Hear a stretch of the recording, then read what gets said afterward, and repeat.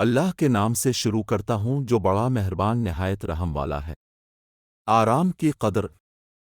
ایک بادشاہ غلام کے ساتھ کشتی میں بیٹھا تھا۔ غلام نے اس سے پہلے کبھی دریا نہ دیکھا تھا، کشتی کا سفر بھی نہیں کیے تھا۔ اس کے جسم میں کپکپی شروع ہو گئی۔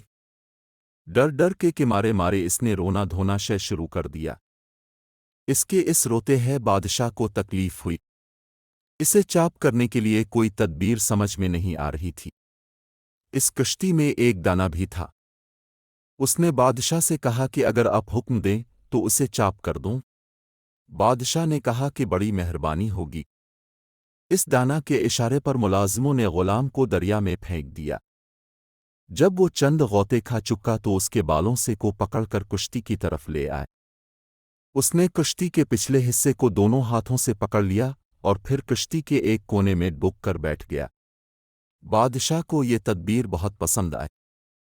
دانا سے بادشاہ نے پوچھا کہ اس میں کیا حکمت تھی؟